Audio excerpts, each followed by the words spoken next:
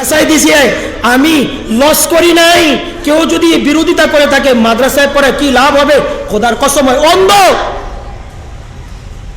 ও জানে না এই লাভ সম্পর্কে। যদি ভাই লাভ জানতো, কি বলেন, মানুষ লাভ জানলে একেবারে কি বলে লোহার বোঝাও মাথা লয়, বলেন একটা কথা। ও লাভ জানে নাই, এই জন্য বিরোধিতা করছে। তুই লাভ তোর বুঝে আসবে যখন আজরাইল তোর জানকে নিয়ে নিবে, মরতে তো হবেই তোর।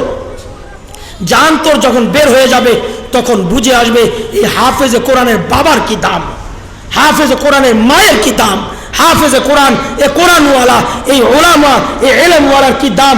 তখন বুঝে আসবে। তখন বুঝে এসে কোনো লাভ হবে না। তখন শুধু আঙ্গুল কামড়াইবা আর বলবা হা হা লা আদরি, হায় হায় হায় হায়, কিছুই তো জানি না। তখন তোমার কপালে মায়ের ছাড়ার কিচ্ছু।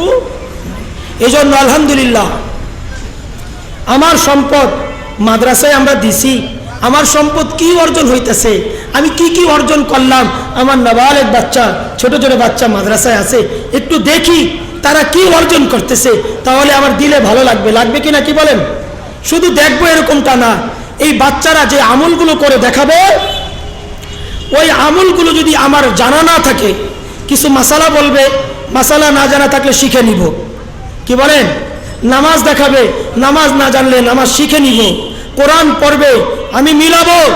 এই যে ছোট বাচ্চা, নাবালেগ বাচ্চা কোরআন তেলাওয়াত করতেছে, ওর কোরআন তেলাওয়াত আল্লাহু আকবার কত মধুর আর কত সহিভাবে পড়তেছে। আর আমার বয়স 60-70 হয়ে গেছে, এখন পর্যন্ত আলিফ বলতে গেলে আমার দাঁতের ভিতর 3টা কামড় দিতে হয়। কয়টা?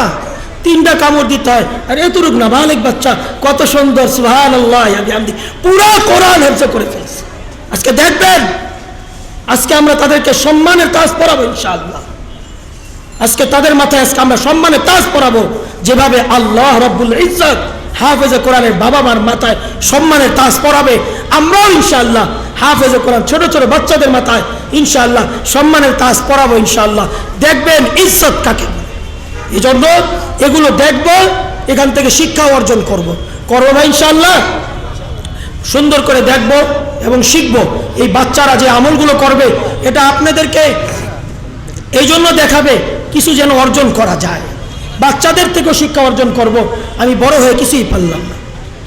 আল্লাহ আমাদেরকে জাযায়ে খায়ের দান করুন। হুজুর আপনাদের এই বাচ্চাদের প্রদর্শনীগুলো একটু দেখান ইনশাআল্লাহ, আমার ভাইরা দেখার জন্য তৈরি আছে।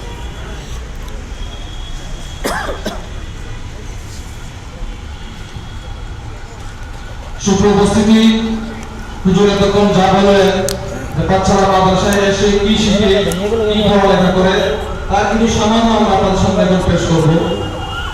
আমরা সর্বপ্রথম যে প্রদর্শনীটা দিচ্ছি সেটা হলো আল্লাহ রাব্বুল আলামিনের 99টি নাম। হাদিসের মধ্যে আসছে, যে ব্যক্তি মহান রব্বুল আলামিনের একটি সত্যগত নামের পাশাপাশি 99টি গুণগত নাম মুখস্থ করবে, আল্লাহ পাক রব্বুল আলামিন তাকে অবশ্যই জান্নাতে প্রবেশ করাবে। সুপ্রিয় উপস্থিতি, সেই মহান কাজ আমাদের একটা ছোট বাচ্চা নুরানি বিভাগের ছাত্র মোহাম্মদ তাজরিয়ানুল ইসলাম, সে মুখস্থ করেছে, আপনাদের সামনে পাঠ করে শোনাবে। দেখেন ভাই, এই যে বাচ্চারা আপনাদের সামনে যে নামগুলো বলবে, এই নাম সম্পর্কে একটা হাদিস বলি। ইন্নালিল্লাহি তাআলা 99 ইসমান মান আহসাহা দাখালাল জান্নাহ। হুজুর আকরাম সাল্লাল্লাহু আলাইহি সাল্লাম বলেন, যে ব্যক্তি আল্লাহর 99টা নাম মুখস্থ করবে, আল্লাহ তাকে জান্নাত দিয়ে দিবে। সুবহানাল্লাহ। আল্লাহ তাকে কি দিবে ভাই? জান্নাত দিয়ে দিবে।